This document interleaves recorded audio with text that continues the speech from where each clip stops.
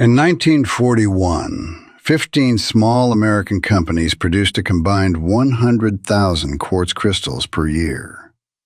The U.S. military needed 30 million, but only flawless, inclusion-free specimens could hold a stable oscillation frequency.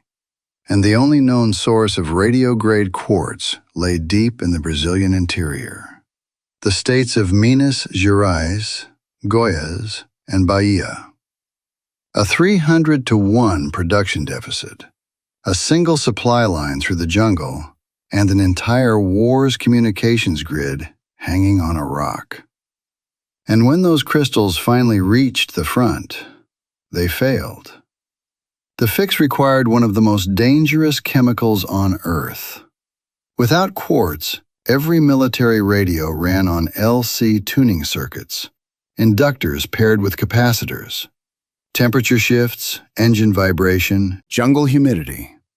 Any of it pushed the operating frequency off target. Artillery spotters called in coordinates and lost contact mid-fire mission.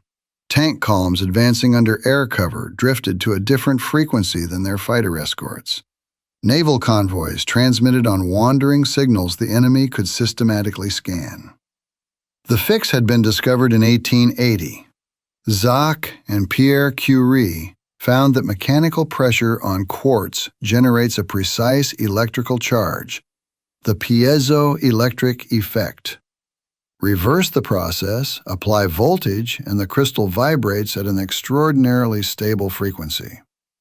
In 1927, Warren Marrison and J.W. Horton at Bell Telephone Laboratories built the first quartz clock, a single crystal pulsing at 50,000 cycles per second inside a temperature-controlled oven, accurate to within 1 second of drift every 4 months.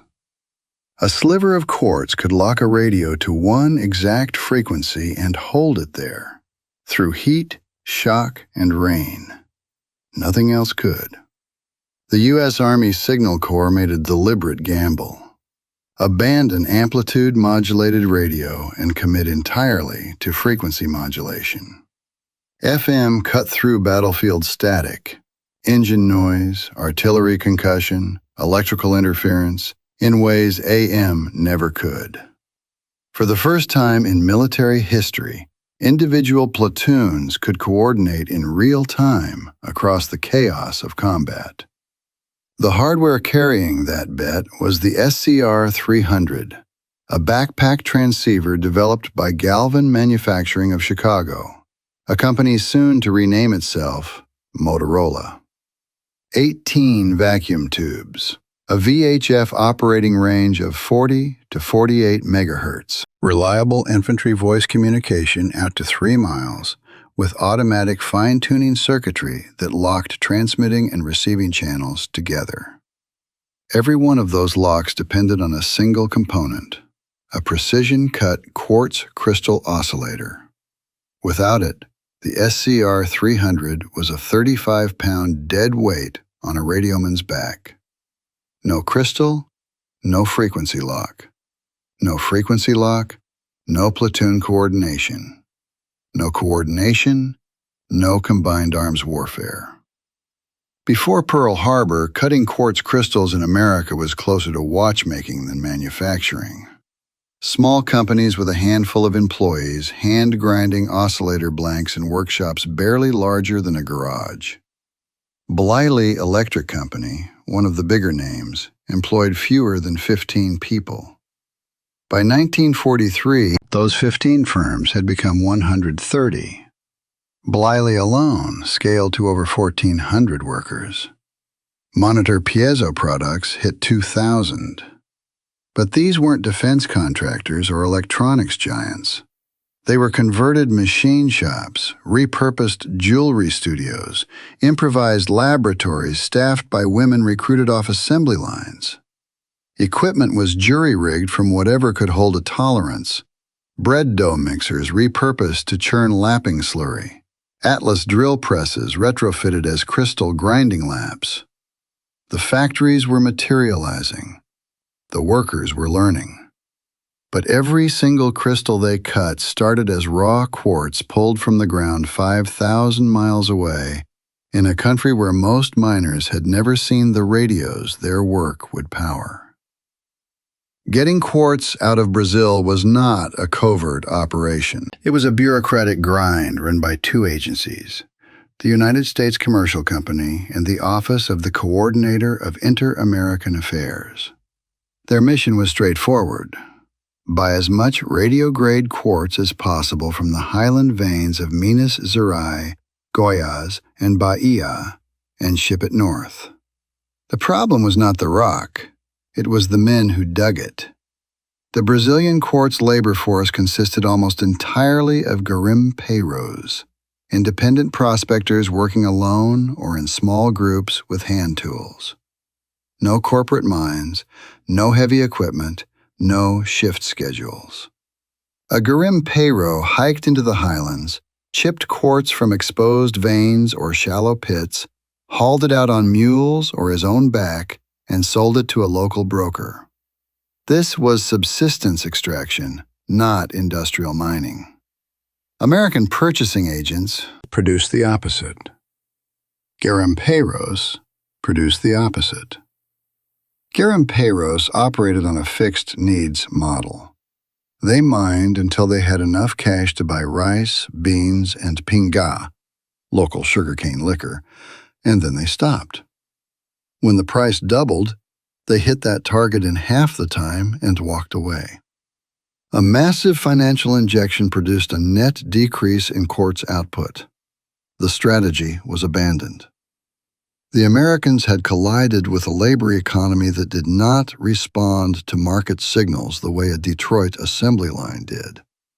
A 20th century war machine capable of producing 300,000 aircraft could not make a few thousand Brazilian prospectors dig faster by paying them more. The replacement strategy was stranger still.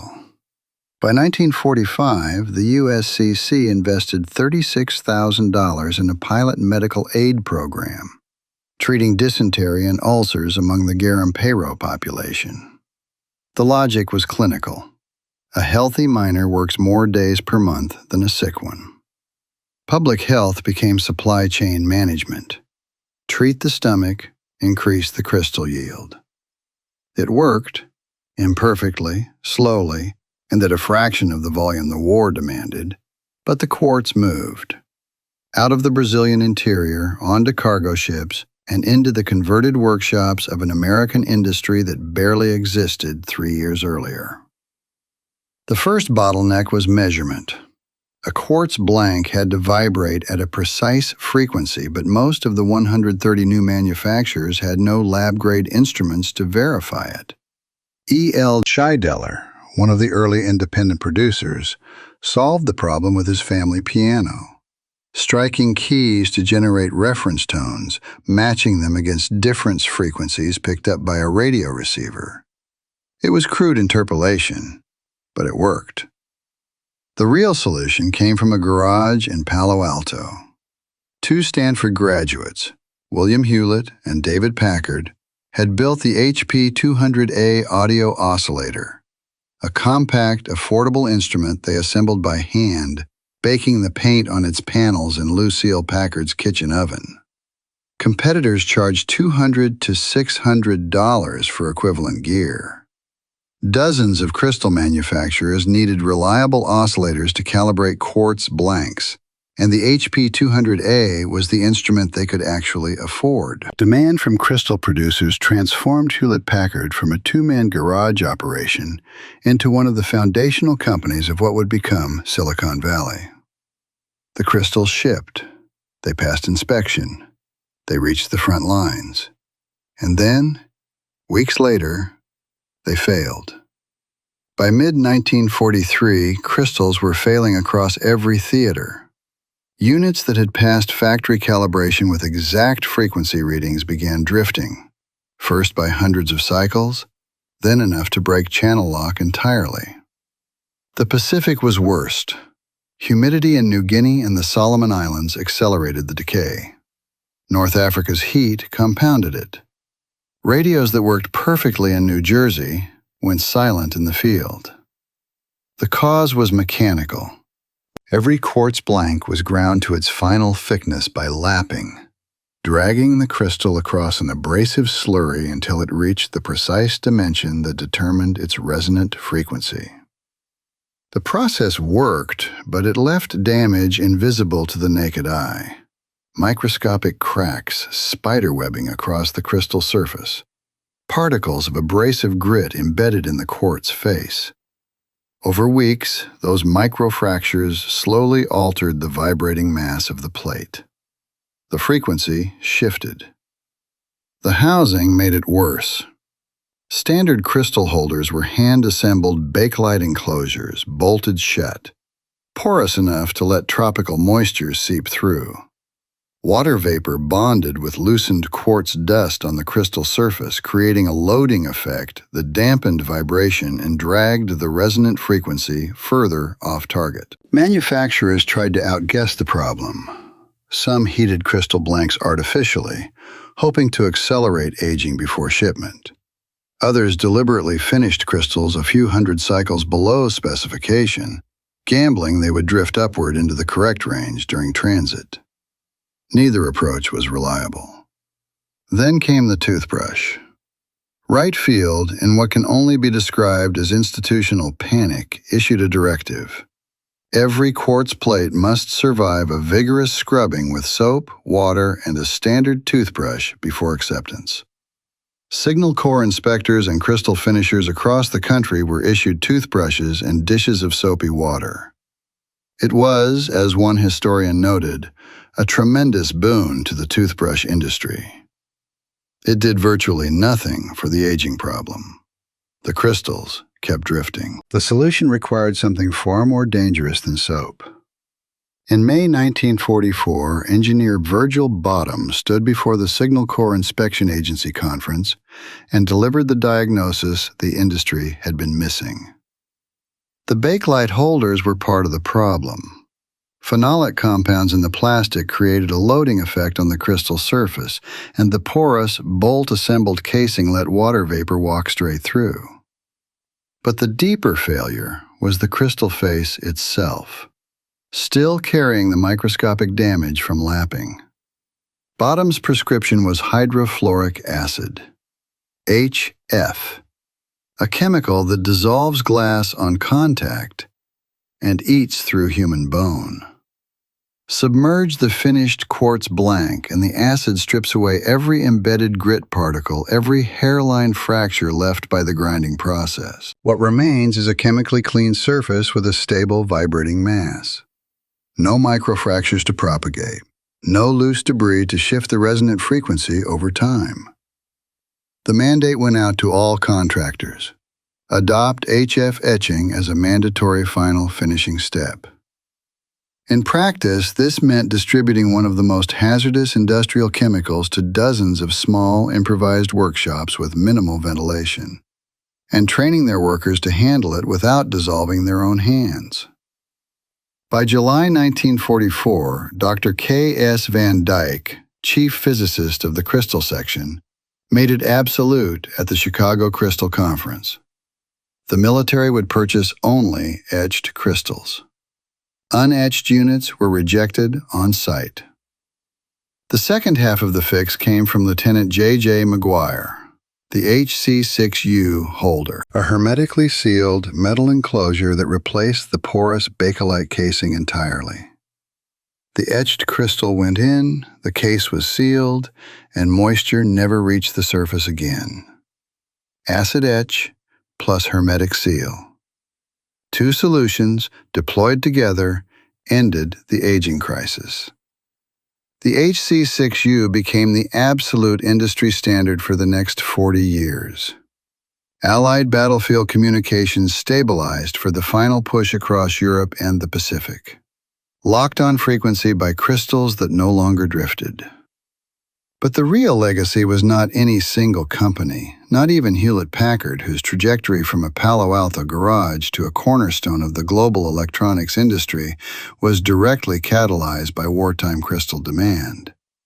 It was the engineering itself: precision frequency control, hermetic packaging, chemical surface treatment with hydrofluoric acid, These disciplines, forged under the pressure of a wartime deadline, became the foundational infrastructure of everything that followed. Television broadcasting, transcontinental telecommunications, digital computing. Every quartz movement in every modern wristwatch, every clock oscillator in every smartphone, every timing crystal in every satellite orbiting overhead traces its manufacturing lineage back to those improvised wartime workshops. The most advanced communications network in human history, the system that coordinated the liberation of Europe and the island-hopping campaign across the Pacific, was anchored by silicon dioxide, the same compound that makes up 12% of the continental crust beneath our feet. A rock pulled from a Brazilian hillside by a man who had never seen a radio, cut to a tolerance measurable in millionths of an inch, sealed in metal, and shipped to war. 30 million stones, one frequency at a time.